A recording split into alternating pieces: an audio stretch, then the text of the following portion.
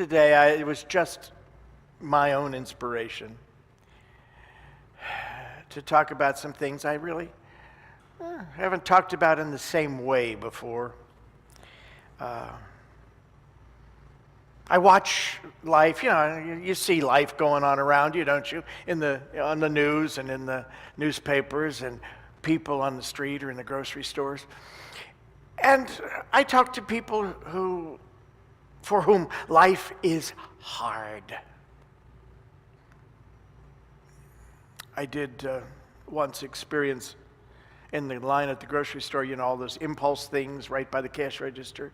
Well, the child said, "Oh, Mommy, can I have this?" "No." And she started to cry, and the mother said, "Life's hard and then you die." "Thank you, Mother." "Yeah, thank you very much." It is if you think it is. And I think for a lot of people who look at life and they seem beaten down and they don't know what to do, where's their root? I learned in life, I think, just by experience, you need roots. You need something. What happens what do the roots do? Well, first, behind my house is the biggest tree in the whole neighborhood. I looked at it and I decided, well, it's about that big around down at the bottom. And I don't know, it looks like it's 5 stories tall. From my second floor, I'm just looking out at just a small portion of it. And I have over the years realized that if it ever fell, and it fell my way, by house, by neighborhood, it's huge. It must have an incredible root system. We've had some amazing storms in the last years. Ice storms, some high winds at times. It's still there. It must have deep roots. I used to, as I drove west on 9th Street years ago, a little further west of here, on the south side of the street was an old iron fence, and right next to it was a tree. And it always delighted me to see that tree. It grew up in spite of the fence. It managed to engulf and grow around the fence, so the fence was encased in the tree, and the tree went right on. It certainly was rooted in life, and the obstacle didn't stop it from being what it was intended to be. I think if we don't have roots in something permanent, something enduring, something real, something spiritual, what in the world keeps us afloat? What then gives us hope or a sense of the possible? A sense of good and love and joy and peace and health, all good things. Where does it come from if we don't have that? I think you need deep roots in something eternal, real, and a very positive presence for good in this universe and in this world. In my lifetime, there have been 2 Bible texts that have been really, the first one, Psalm 23. We all know Psalm 23, right? How many times do you think in your life you can say to yourself, "The Lord is my shepherd"? How many times in your life do you think you need to say that to yourself? "I shall not want"? Fourth grade, they allowed us, this is the days before they included separation of church and state, not only to mean the state doesn't start a national church, but to begin to mean, which it never meant before, no religion in the public square. There's a chapel in the Capitol building. They used to have Sunday services every Sunday, and they had rotating preachers. They have prayer in Congress. We were founded on Judeo-Christian beliefs. How important it is to remember there's a Lord of our being that is our shepherd, to guide, to protect, and provide. The other text that has been important and I've needed from time to time, it comes from the Gospel of Mark, the 9th chapter, verse 23. Happens to be just like 23rd Psalm. This is chapter 9, verse 23 of Mark. All things are possible to him who believes. In what? Oh, I see many who believe in lack.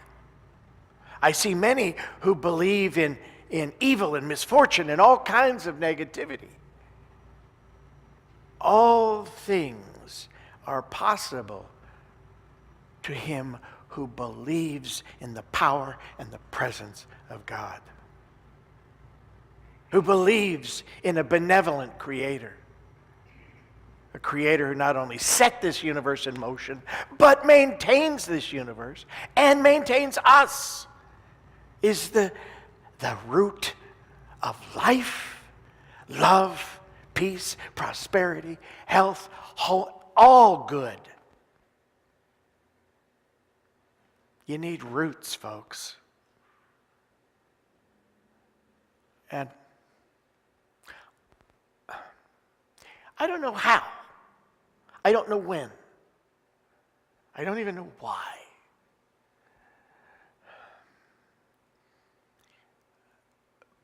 But I've had roots of some sort, even back to as early as I can remember. I've had some kind of faith in a higher power. I used to tell people one of my favorite games when I was 5 years old, 4 years old. My father's mother and his sister, as well as my father, were Roman Catholic. I was not. I was Presbyterian.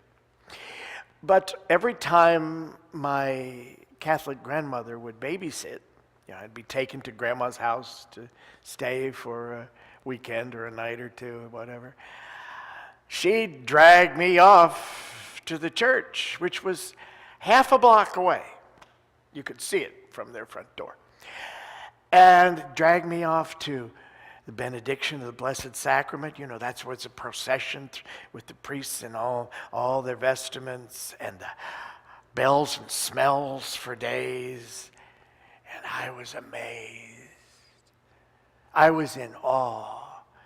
And I can remember, maybe you remember, suitcases that when you opened them, they had little stretchy straps, and it held talcum bottles and other kinds of bottles and spray bottles. Oh, Grandma set that up for me, and that was my altar, and those were my vessels I'd play priest, 5 years old. Now, my Presbyterian grandmother corroded. They just couldn't understand any of that. But somewhere there was some kind of sense of the infinite and a power greater than ourselves. That was benevolent. That was good.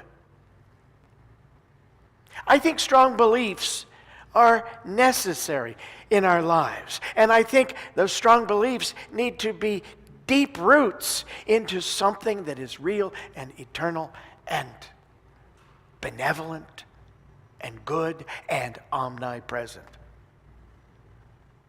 Just like the tree behind my house or the tree down the street or anyone you see who is able to look at life and see the good, see the presence of God, see the possibilities. Anyone who can say, "The Lord is my shepherd, I shall not want," and has a sense of the truth of that statement. If we don't have strong belief, strong roots in a force for good, a beneficial and intelligent presence that upholds and sustains not only the universe, but us, how can we expect to cope with the stuff we face every day? I know that I've had those days where that kind of faith wanes a little bit, sometimes a lot. And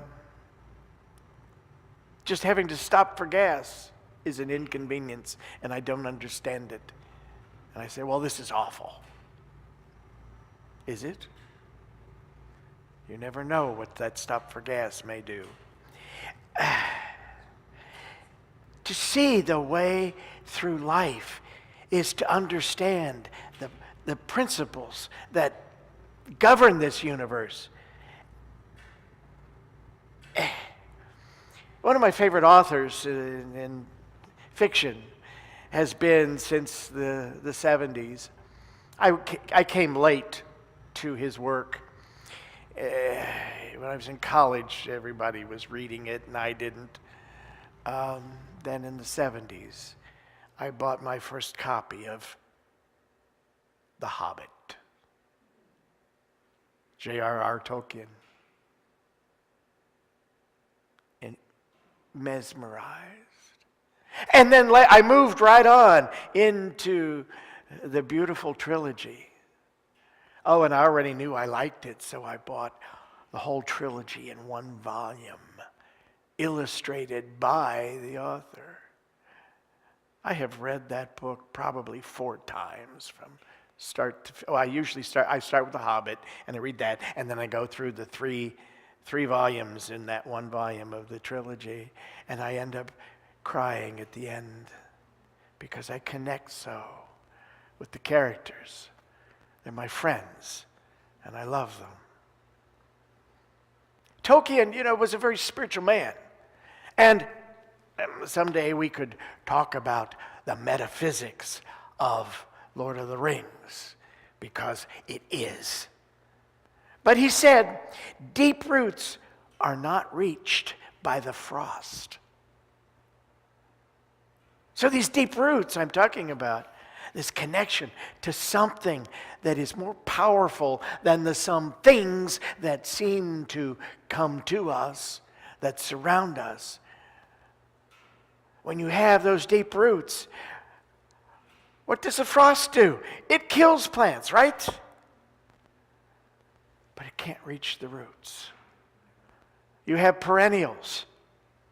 They come back because the frost doesn't get to the roots. When you have deep roots in something greater than yourself, greater than the stuff that is happening in the world, deep roots in this power and presence and intelligence we call God, and a sense of God indwelling, you're protected.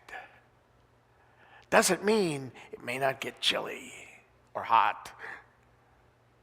Sometimes it does. But you have with you and within you and moving through you everything necessary to get through it. We need these deep convictions. I have some deep convictions of my heart that I've kind of listed over the years. So today I'm just introducing this idea to you and going to talk about 7 of them. First one is the Bible. My first Bible I have right here. I don't know about you, but in Presbyterian church, I don't know how it worked for you, but 12 years old was that magic age. Confirmation. You know, you were baptized when you were young. I was baptized, I don't know, 3 or 4 times. I don't know whether I was like wax and it kept running off. But I was baptized by the Presbyterian minister, and then the Catholic grandmother believed that didn't work. So when she was babysitting, she dragged me off to the priest house, and I got it again. And then, of course, I'd been baptized, spiritual baptism in unity, and yeah. But at 12, it was a magic time, and I joined the class for confirmation at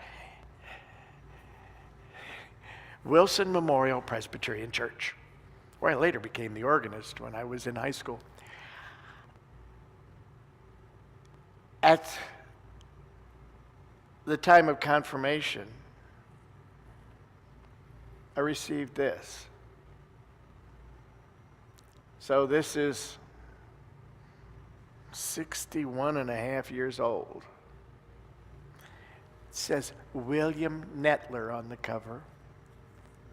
See, my father was the Greg. Actually, he was Gregory. I am not.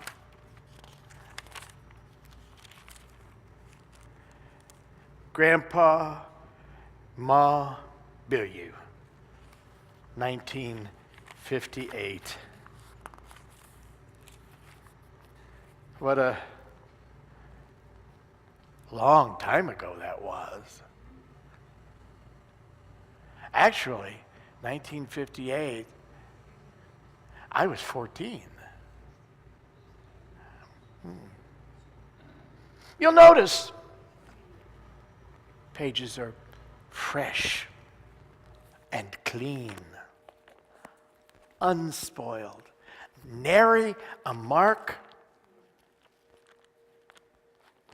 Well, I had it. I just didn't read it because I didn't understand it. Then it came to ministerial school.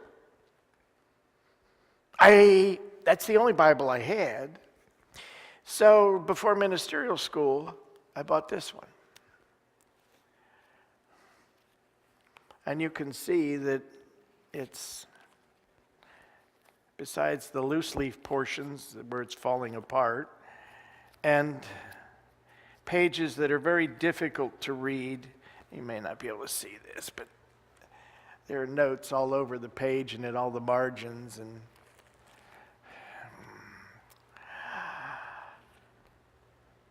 first classes, first week in ministerial school, I had Paul Barrett.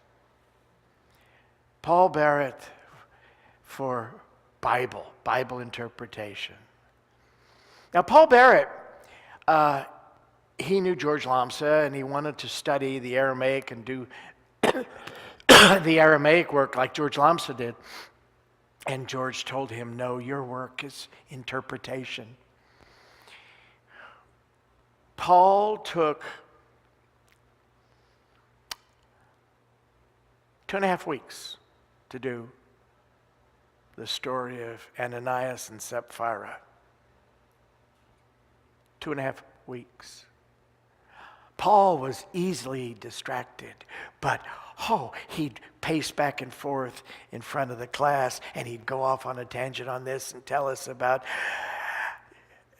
actually experiencing the presence of Jesus and his time studying with Lambsa, and he'd talk about other stories while he was talking about. My eyes got like saucers. I was hooked.